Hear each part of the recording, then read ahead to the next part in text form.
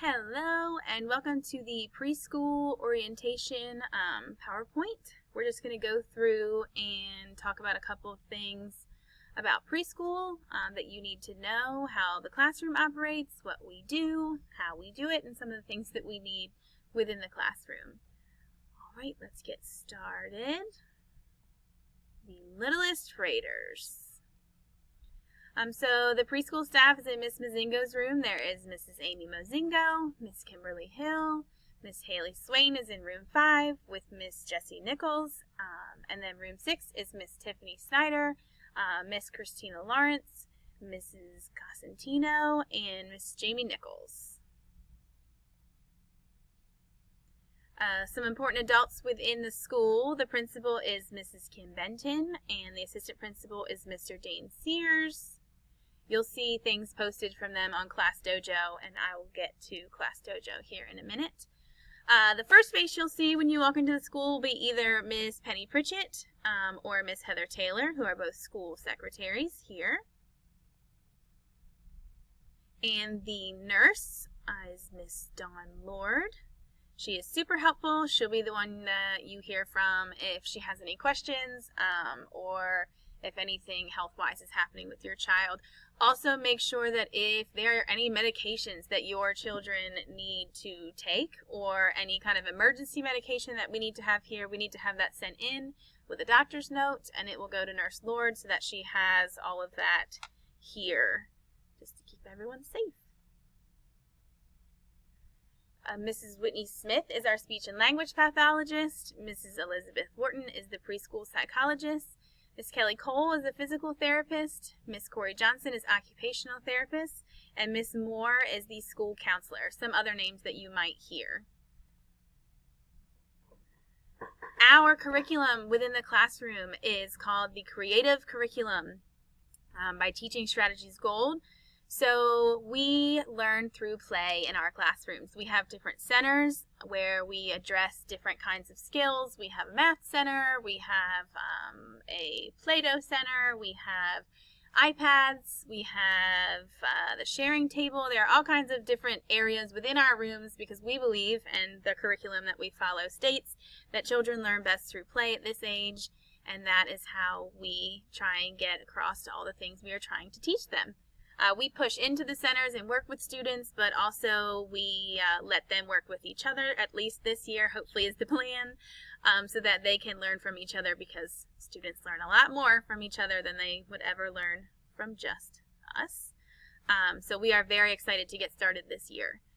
But if you have any extra questions about the curriculum or what we do within the classroom, that can be answered on Back to School Night on our open house. But you can address the specific teacher that your child is in if you have any extra questions about that. We follow a Teaching Strategies Gold continuum is what it's called. It goes along with that that I just talked about, that curriculum, and it just tells us where your student or your child falls on this continuum of what is age appropriate. Maybe they're above age appropriate, maybe they're still working on the skill. But we will provide you with this continuum that is distributed in the fall and then sent home at the end of the year that tells you in the fall, it'll tell you where they are, and then you'll see in the spring, the end of the year, how much growth that they've made. We do that instead of report cards or progress reports because we feel that it's more helpful for you to know the skills that they're working on versus specific areas that they're doing well or not so well in. Class Dojo is the app that we use to communicate super important information. There's also going to be a school folder that comes home with important papers in it. We do newsletters each week to let you know what's going on within the classroom. But the best way to communicate with us would be through Class Dojo. You're able to message us. We can message you. We put out messages to the entire class. You can message us just yourself. It also gives you some information about the school as a whole because Mrs. Benton and Mr. Sears also post important information on Class Dojo that needs to get out to the entire school body. Some of it does not always apply to preschool, but it's good for you to know. The drop-off and pickup is at the Ewing entrance for students who are drop-off and pickups. If you're having someone else pick up your child that is not a parent, we would need for you to,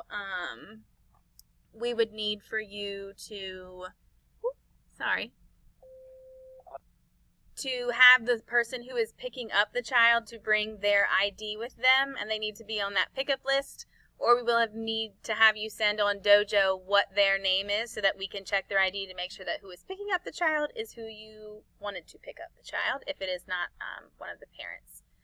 So the only other thing about drop-off and pickup is that we do ask that you stay in your vehicle.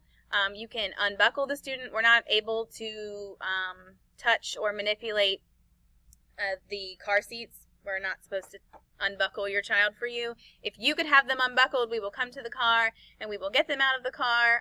Of course, once you've stopped, pull up, stop, and then unbuckle your student. And we will, when we come out, we will come get them. They'll have a spot to stand on, and we will get all of the students out of the cars. Then we will go inside. All right, next. This is just another, like I said, Dojo is the best way to let us know if someone's not having the best day already, if you plan on sending something in the book bag that you want us to take out, if there's going to be someone special picking up, if maybe the time for pickup is going to change. Any kind of pertinent information is nice to go through Dojo, because all of us teachers have a Dojo, and all the parents in our classrooms also have the Dojo, so they can see what's going on. And it's just like sending in a note for us, so that we can know better. We don't have agendas, so there's nowhere to write those kinds of notes. So Class Dojo is where we get all of our information about our students. Like I said, it's also where we disseminate all the information about the classroom. Okay. We have breakfast for the AM friends and lunch with the PM friends. We eat together in the classroom. Please let us know if your child has any allergies. We would appreciate donations for our classroom cupboards. We really like goldfish and pretzels and those kind of things. Snacks have to be individually wrapped at this point because of COVID restrictions. We can't have, like, I'll get to this later when we talk about birthdays, but there can't be like an entire cake. There can't be, it's not just store-bought anymore. Everything needs to be wrapped individually. So goldfish that come in individual bags that we can hand out to the kids, or like Little Debbie cakes that have their own individual wrappers, that kind of thing is what we're looking for snacks. If there's any inclement weather, you will be notified through, we have it on WBOC. There's an auto caller that goes out for the district to the cell phone number, or the phone numbers that are on file at the office. Early dismissal would also be communicated through those types of outlets. And Dojo. Like I said, we communicate everything with our parents through Dojo. Birthdays! We love to celebrate birthdays in the classroom. It has been a little different over the last year and a half celebrating birthdays. We love to celebrate birthdays. You're welcome to send in, like I said, individually wrapped things. We did a lot of Little Debbie's cupcakes last year for birthdays, or those like birthday cake rectangular Little Debbie snacks, or individually, anything that's individually wrapped can be sent in to the classroom to celebrate birthdays. And if you let us know, we can take it out of the book bag, or if you take it up to the front office, we can also get it that way. Clothes. Okay, so we ask for one whole outfit that is weather appropriate to put in the classroom in case there are accidents. And we don't just mean like bathroom accidents, we also mean sometimes milk gets spilled or food goes on our shirt and it makes us wet, and the kids do not like that, neither do I. So we would like for you to send in one outfit at least for them to keep in the classroom. That includes a pair of shoes, because a lot of times when small children spill things, it goes all the way down their legs into their shoes, and if it is a bathroom accident, that's almost guaranteed to go into their shoes. So we ask for one weather appropriate outfit and a pair of shoes for us to be able to change them into if there were some kind of accident. So it's nice when you all are able to send them in. Now would be like, like a summery fall outfit, and then we can send that home when it gets cold outside and ask for something that's more weather appropriate for the winter, and then so on and so forth. We'd switch back in the spring to something that's a little warmer. the zones of development we talk about. So we have, when we talk about emotions with our students, we like to use something that they can see and they can understand. So we use these characters from Inside Out to talk zones of regulation. That's what it's called. I'm sorry. So we talk about that when we're sad, we feel like sadness, that we might feel blue. We like to give them words that help them understand what they're feeling, what they can do about it, and that communicating how you feel is the first step in feeling differently. So sometimes they feel joy, sometimes they feel sadness, sometimes they have fear or anger, and we go through these and we teach them the appropriate language to use when they're feeling this and what it might feel like, and we can show videos of it, but we relate that a lot to the Inside Out character. So if you've ever seen the movie, you probably know that that's great. So if you haven't, you definitely should. And the kids really like it because we have like the figurines in here, and like I said, there's little video clips to help them better understand how they're feeling. The preschool times, this is the last one. I just wanted to reiterate that the morning friends, which is like the 3-year-old class, would be 8 a.m. to 10:30 a.m. And the PM class is 11:30 a.m. to 2:30 p.m. So for pickups and drop-offs, we will be outside at 8 a.m. to get your students. And for PM friends, we will be out there at 11:30 to pick up the students.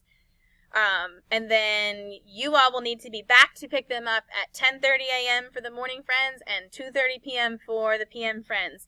If it is going to be over 5 minutes that you are not here, we will take them to the office and we will call you and we will see where you are. But please just keep in touch with us and let us know if you're running late or if anything's changing with pickup or drop-off times.